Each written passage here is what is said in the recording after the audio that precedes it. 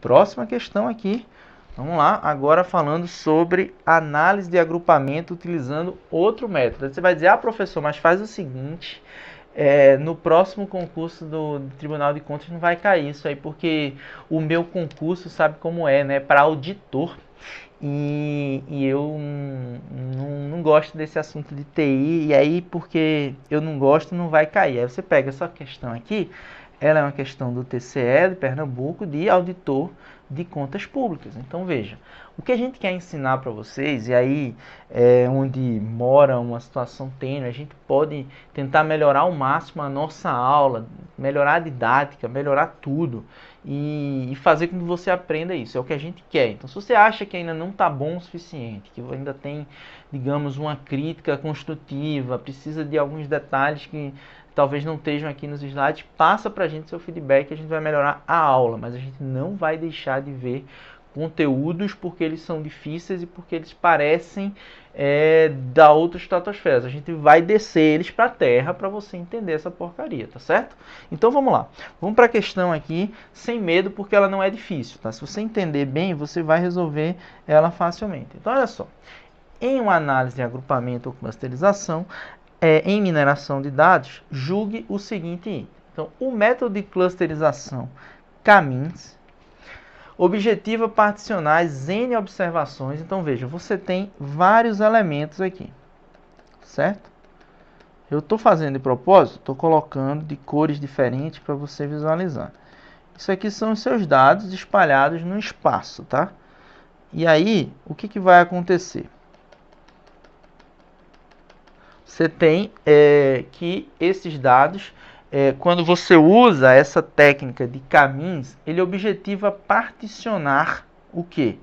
As N observações. Então esses pontinhos aqui, essas N observações são justamente os pontinhos que eu estou mostrando aqui embaixo. Em K grupos, aqui eu tenho 3 grupos, né? E cada observação pertence ao grupo mais próximo da média. Então veja, aqui ó, a gente está falando que é means, média, aqui a gente tem means também, que é média. Então a definição disso aqui é justamente essa, né? Que você vai então criar. Vou agora fazer um círculo aqui, tá? Eu não sou muito bom de desenho, então vocês me perdoem, o círculo não vai ficar perfeito, né? Mas veja que eu construí aqui agora 3 círculos. E aí qual é a ideia, né? Cada conjunto desse, ele vai ter um elemento que é justamente correspondente à média de cada um desses conjuntos. Esse cara aqui vai ser chamado de centroide.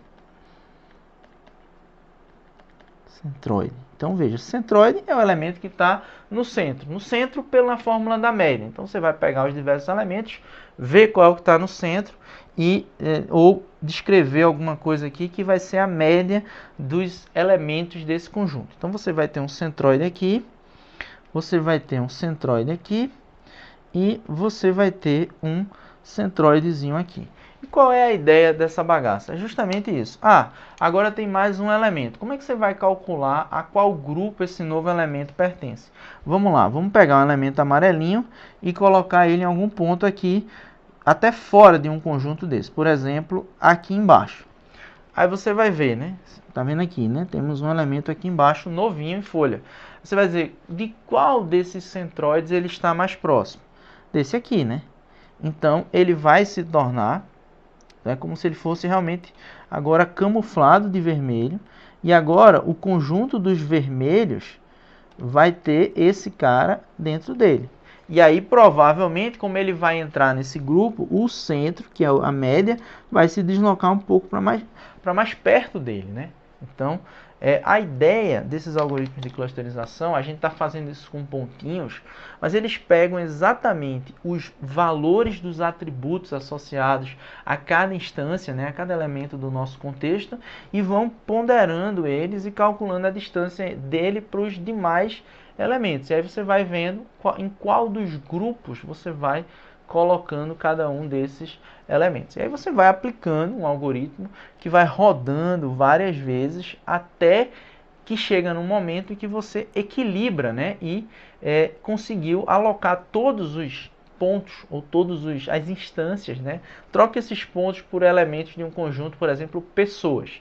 E aí você vai descobrir as distâncias entre as pessoas, e aí você vai fazer isso baseado nos atributos que elas têm, e vai alocando de acordo com as médias, até que você tenha conjuntos com elementos que são similares entre si e digamos, dentro do conjunto os elementos são similares e conjuntos distintos eles têm uma certa dissimilaridade, ou seja, eles são distintos, né? Certo? Então essa ideia da questão, a questão está correta, né? É uma questão que trata de aspectos um pouco complicados, assim, que são realmente aspectos técnicos, né? A gente implementa isso quando a gente está usando os algoritmos de agrupamento e clusterização, mas você não vai precisar implementar nada, você só vai precisar entender a ideia, beleza?